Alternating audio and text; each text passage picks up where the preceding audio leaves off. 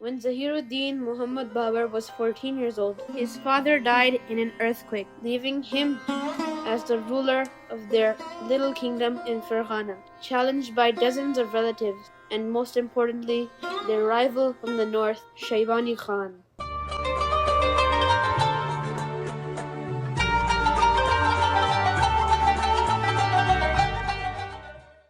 When Babur became the ruler of Ferghana, two of his uncles from neighboring kingdoms wanted his younger brother Jahangir to become the ruler, because then the uncles could have control over Jahangir and decide what they wanted and use Jahangir as a puppet. But Babur was able to secure his throne mainly because of the help from his grandmother Ehsan Daulat Begum.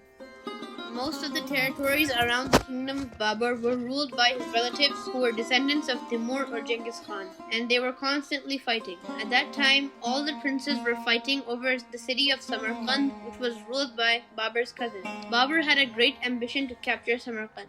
In 1497, he besieged Samarkand before eventually gaining control over it. He was 15 years old, and for him the campaign was a huge achievement. Babur was able to hold the city despite soldiers leaving his army, but he later fell ill. Meanwhile, a rebellion in Ferghana took him to Ferghana to go and try to suppress the rebellion. He was successful in doing that, but had figured out that by the time he got there, Samarkand was taken by another rival, and the rebellion succeeded, and he also lost Ferghana, leaving him homeless.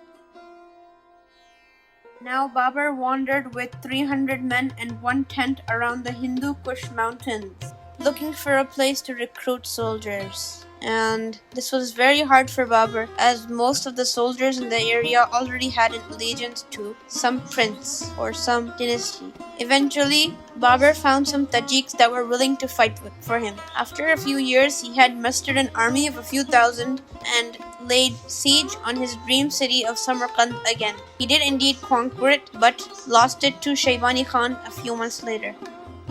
Now Babur had to leave Samarkand safely, and for that he needed to make peace with Shaybani Khan and request him to let his family leave. And Shaybani Khan agreed, but in exchange that Babur would give his sister Khanzada for marriage to Shaybani Khan.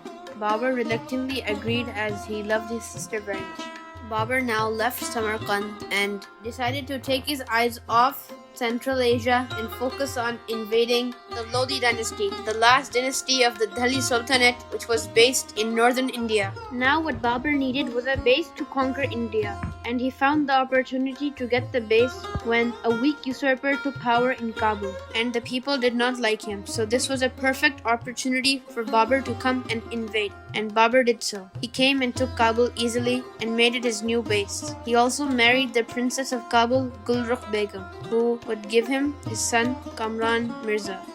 Now, seeing how much of a capable ruler Babur was, all of the Timurid princes from Central Asia united behind his back, because after Babur took Kabul, he became very powerful and even gave himself the nickname Padishah. And the Timurid princes held on to Babur as a last resort and joined his forces.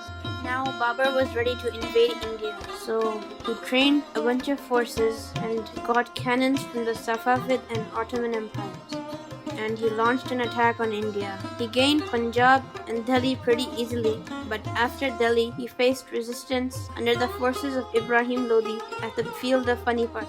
This was probably the biggest battle in Babur's lifetime, because the army of Ibrahim Lodi was way bigger than his. And if you looked at the statistics, then you could see that Ibrahim Lodi had the upper hand. But his army was poorly disciplined and Babur had cannons.